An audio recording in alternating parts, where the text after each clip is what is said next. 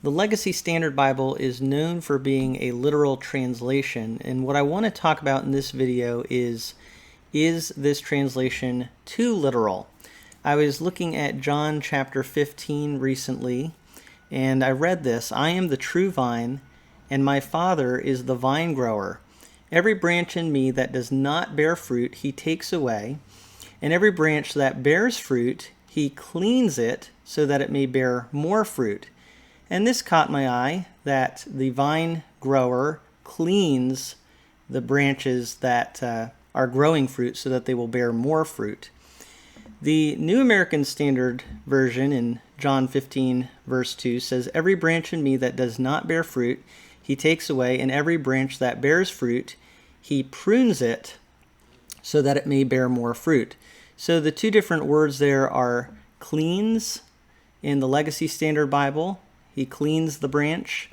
And in the New American Standard, it said he prunes it. And a lot of translations say prune. But it does say here in the footnote, literally cleans. And so I think that's really interesting, the use of the word cleans when it comes to pruning branches. And some of you know where this is headed. If you look at the disciples' literal New Testament, you'll actually see in John 15:2, every branch in me not bearing fruit, he takes it away, and every branch bearing fruit, he cleans it. So it is a literal translation, and the footnote here says cleans or prunes. The agricultural metaphor and the human application are intertwined here, using the same root word in a play on words. The branches are pruned, the suckers are pruned off to allow the branch to bear more fruit. The apostles are clean, morally and spiritually purified. So this literal translation uses clean here, and the Legacy Standard Bible has that literal translation as well. And then in verse 3, you see the connection that literal translation footnote was talking about, where Jesus then goes on to say to the disciples, you are already clean.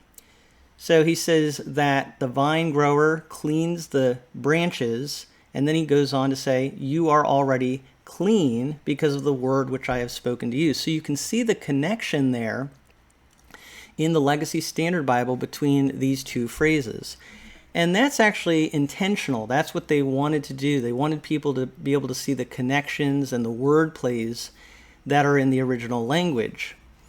The only problem with this rendering cleans is there's no footnote here yet. I hope in future editions and even online that they will have footnotes to explain this. It can be confusing for people if they're reading this and it says that he cleans the branches, because they don't necessarily know when they first hear that, what does it mean to clean a branch? Maybe they can figure it out, but pruning is a clearer word to us. However, pruning is not as literal there. And so by using prune, you actually miss the word play. Now, I know a lot of people would prefer what the NASB does, where it says prunes, and then it puts a footnote that says literally cleans. So you do kind of see a connection. But by having it in the text, like the Legacy Standard Bible does, you actually see that connection immediately. Because sometimes we just don't notice the footnotes, or we don't take those footnotes quite as seriously as what's in the text. But when you see it in the text, you really see clearly the wordplay that's going on here, that the vine grower cleans the branches, and then Jesus' disciples are already clean because of the word that he has spoken to them. So is the Legacy Standard Bible too literal? I have a feeling that there are other places like this where we'll see this kind of thing as we read through the Legacy Standard Bible and get to know it better. This is something, though, that jumped out at me, and I think it's going to be exemplary of other things that we see in this translation.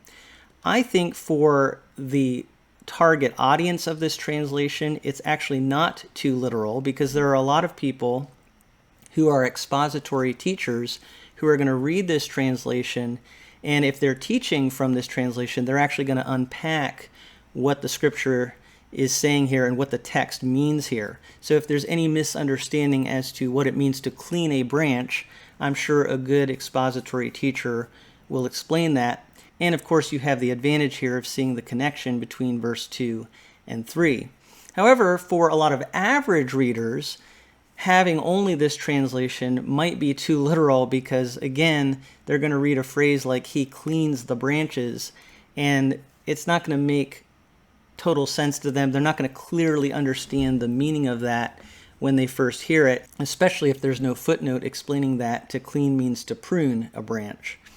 So that's where it really depends on the use, and I would actually say, again, like I often say, it's good to have a very literal translation or a more literal translation along with something that is less literal so that you can have the two together and really get the best of both worlds.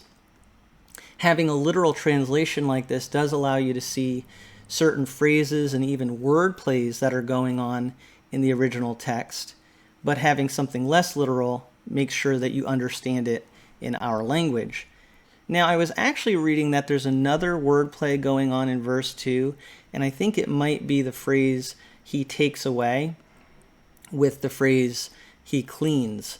And that's something you still don't even see in the Legacy Standard Bible because certain words might rhyme or sound similar in Greek, but they just don't sound the same in English.